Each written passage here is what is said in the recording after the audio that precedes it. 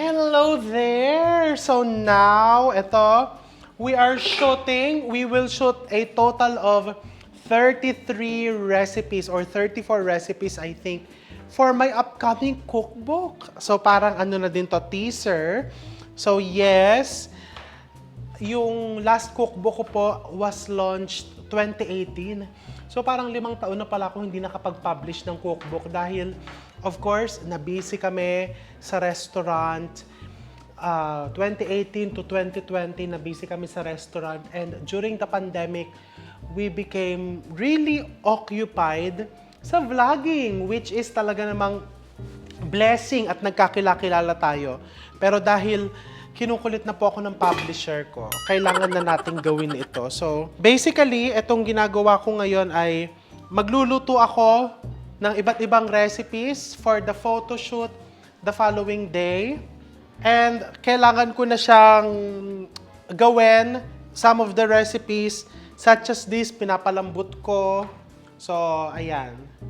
Gagawin natin lahat yan today. Ayan, so obviously, may idea na kayo kung ano ang aking mga lulutuin just by looking at this.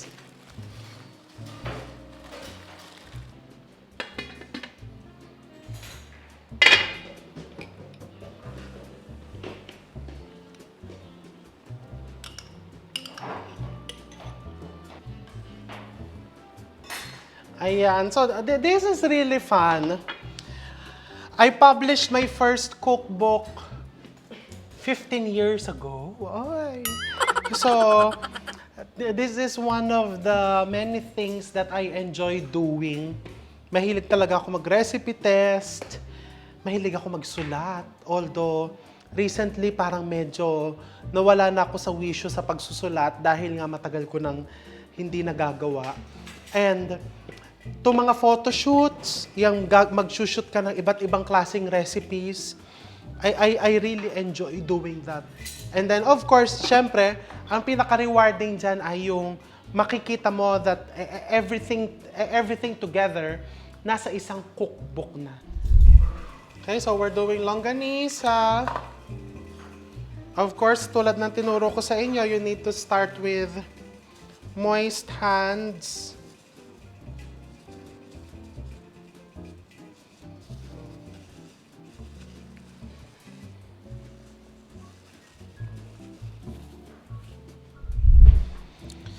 Tocino, laksa, truffle cream, bagoong rice. May nakalabas na tayong chicken breast. Okay, good. Yung tenderloin, nilabas mo lang din. Okay, sa basing tray na yon, hawag mo nang i-ref. Yung kalitiran, hindi ko siya kailangan. Tenderloin ang kailangan ko for salpikaw. Buti pa siya napagtuloyin mo niyan. Show it to him. Dito mo ilalagay yan sa plastic tray. Diba? Behind the scenes, mataray talaga ako. Kasi, sa kitchen o dun sa mga nagbabalak magtayo ng restaurant dyan, hindi ka pwedeng nagpapabebe sa kusina. Especially kapag ka gutom ang mga parokyano mo. So, ako naman, maski ganitong ordinary day, nagwawala-wala pa rin ako. But it's nothing personal. It's the nature of my work. Kasi, kalahati lang ha. Pagka na-relax ka minsan, baka makakalimutan mo na kusinero ka.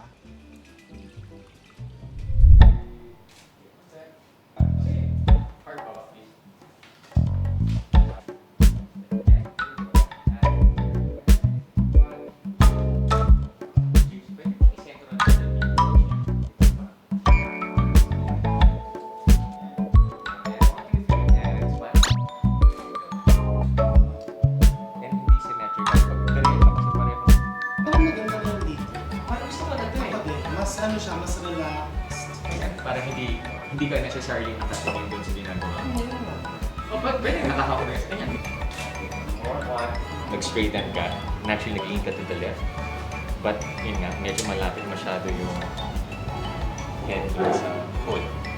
But still, I mean, it's not that it's that nice.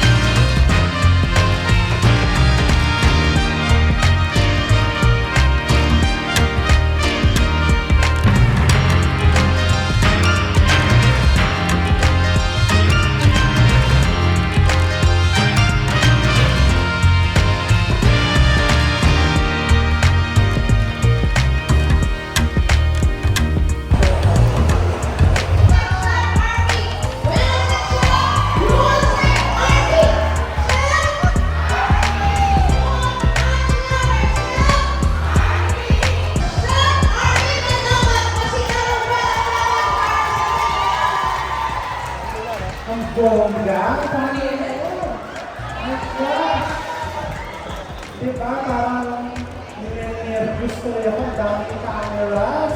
Hindi parang Oscar yung pinita ko.